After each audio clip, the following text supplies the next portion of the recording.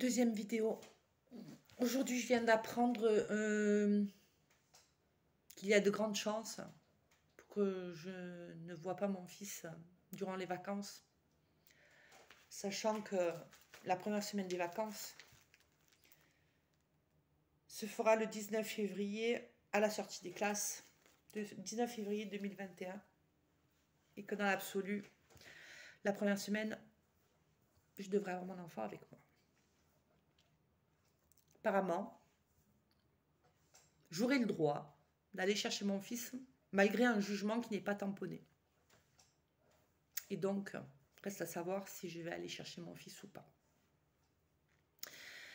Quoi qu'il en soit, mon fils, je n'arrêterai jamais le combat. Je sais que tu es manipulé. Et j'apprends aujourd'hui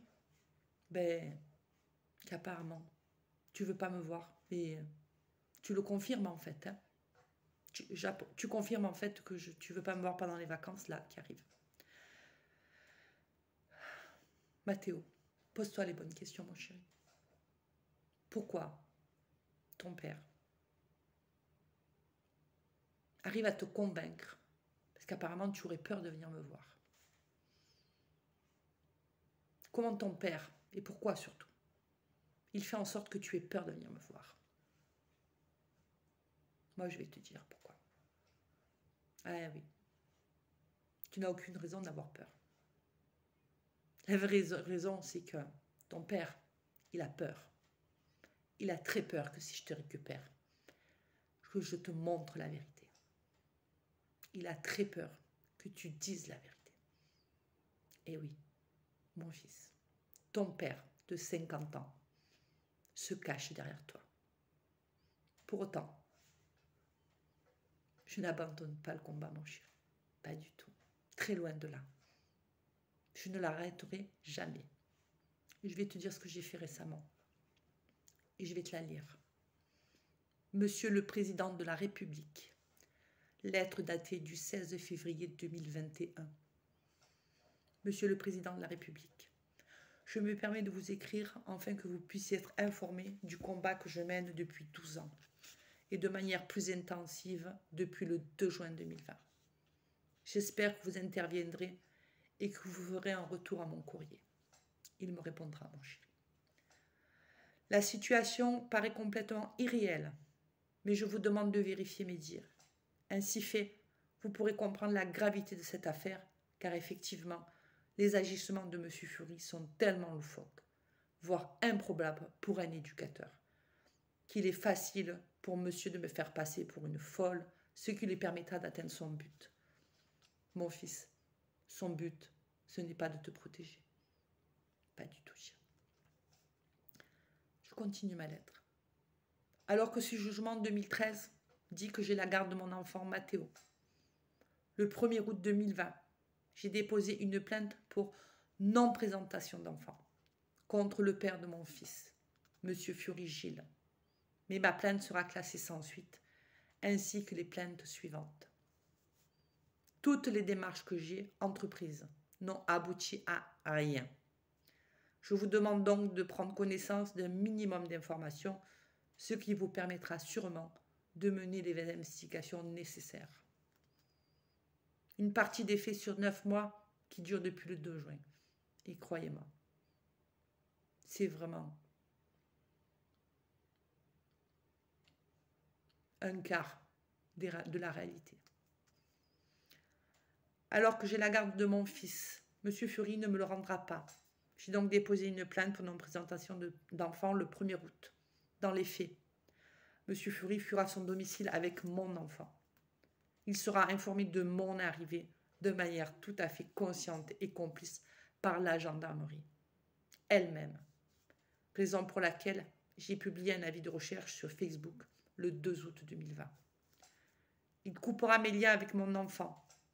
Je n'ai pu voir mon enfant que 4 heures en 9 mois, vu le 12 décembre 2020, avec condition de père sous menace de ne pas me permettre de voir mon fils. Et j'apprendrai plus tard que pour y arriver, il aura porté des propos diffamatoires sur ma personne, ainsi avec des accusations de maltraitance sur mon enfant, coups de ceinture, mis à la porte, et j'en passe. J'aurais eu mon fils au téléphone une seule fois, le 3 août 2020. Mais il faudra aussi dire à mon fils le contraire, le 9 septembre 2020, lors de son audition. Ce propos ne sera pas vérifié, alors qu'il est facile d'y accéder. D'autant plus que j'ai moi-même apporté la preuve. Monsieur Fury prétendra avoir pu faire une seconde carte d'identité pour Mathéo, entre parenthèses, alors que celle-ci n'a pas été perdue car je la possède. Je ferme la parenthèse. Grâce au procureur qui aurait donné son accord pour la domiciliation de Mathéo à son domicile. Il aura désinscrit mon fils de son collège initial sans mon accord et sans même m'en informer. Pour l'inscrire dans un autre collège, toujours en prétendant que le procureur aurait donné son accord pour la domiciliation sans que ce dernier ne m'en fasse part. Suite à la demande de M. Fury pour une demande de révision de jugement auprès du JAF, dans la partie motif de sa demande, celui-ci fera une demande en tant qu'éducateur, entre parenthèses, travaillant dans une maison d'enfants à caractère social. Je ferme la parenthèse. Et non en tant que père. M. Fury fera une demande à être entendu par le JAF sans que ce dernier ne m'en informe, ni l'avocat de Mathéo, dont je découvrirai l'existence à la lecture de son audition, car je l'apprendrai par le collège la veille de son audition.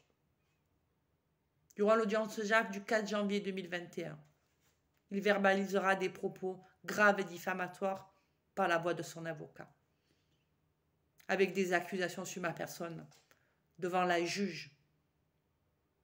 Je bats mon fils à coups de ceinture. Je l'ai mis à la porte. Mon fils n'a pas de vie sociale. Et j'en passe. Ah, j'ai oublié de lui marquer qu'apparemment je profite des aides de la CAF aussi. Il répétera de la même manière le procédé comme lors de sa procédure de 2015, où il se rétractera abusivement. Mais ceci n'alertera pas non plus la juge. La juge lui accorde la garde le 2 février 2021, malgré tous les faits cités plus haut. À la lecture de ce jugement, alors que je demande le retrait de l'autorité parentale pour aliénation parentale, aucun fait, aucun des agissements du père n'apparaîtront dans ce jugement, alors qu'elle a été elle-même témoin, entre parenthèses, en plus des documents remis pour cette audience. Je ferme la parenthèse. Elle écrira même que les conditions sont obscures, alors que les comportements du père sont loin de l'être. Et donc, ma demande de retrait de l'autorité parentale ne se justifie pas d'après elle.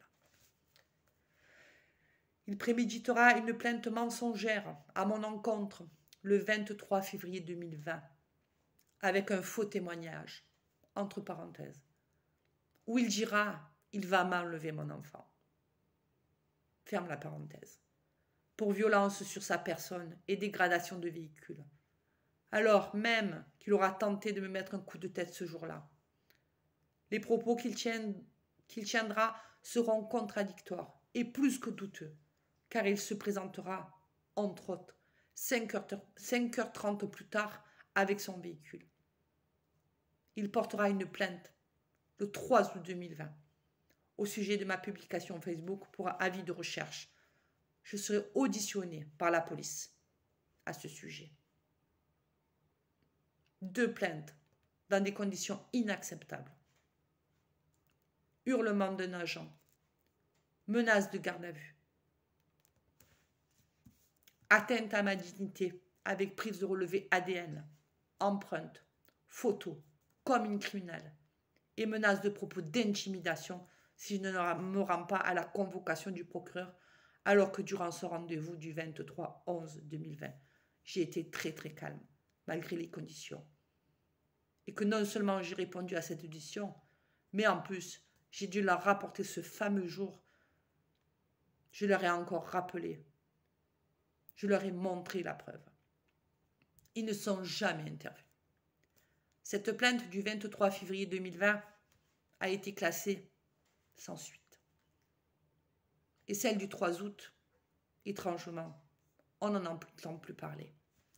Car je vous le confirme, la gendarmerie est complice de son acte de fuite. Le père de mon fils, M. Fury, a des comportements condamnables, complètement irrationnels. Il maltraite mon enfant psychologiquement. Mais ce monsieur, de toute évidence, n'est pas inquiété, ni par le chef, ni par le procureur, ni par les forces de l'ordre, alors que j'aurais rapporté les preuves des faits cités ci-dessus. Le comportement de ce père sont des comportements dysfonctionnels d'un pervers narcissique, accompli. Je ne serai pas entendu, et chaque jour qui passe est un jour de maltraitance psychologique que M. Fury fait subir sur mon enfant Matteo, car il est encore avec lui ce jour. Mieux encore, Monsieur le Président, en septembre 2020, je fais une demande d'assistance éducative auprès du juge des enfants, avec des explications bien précises. Ma demande sera acceptée. L'UMO du Garlaban, à Marseille, même secteur qui est rattaché à l'employeur de monsieur, se chargera du dossier. Et j'attends donc la suite des événements. J'attends donc d'en savoir plus sur les conditions de la prise en charge de Matteo, sachant qu'à ce jour, mon fils est dans les mains de son bourreau et que M. Fury essaie de me faire passer pour une mère folle et violente. Je vous demande l'ouverture d'une investigation afin de faire cesser M. Fury de manière définitive et de me rendre mon enfant, car je vous le confirme, Monsieur le Président de la République, le bien de mon enfant a toujours été ma priorité. Même si tu t'en rends pas compte, Matteo. Je vous demande l'éloignement de ce père, le retrait de son autorité parentale et de faire en sorte qu'il n'émette plus jamais une quelconque menace sur moi, car il aura même tenté de m'intimider physiquement par le biais de personnes intermédiaires à 3 reprises durant ces 9 mois, en plus de ces 12 ans. Pour que mon enfant et moi-même retrouvions une vie saine et sans crainte du lendemain. Veuillez agréer, Monsieur le Président de la République, ma plus haute considération. Madame Carino.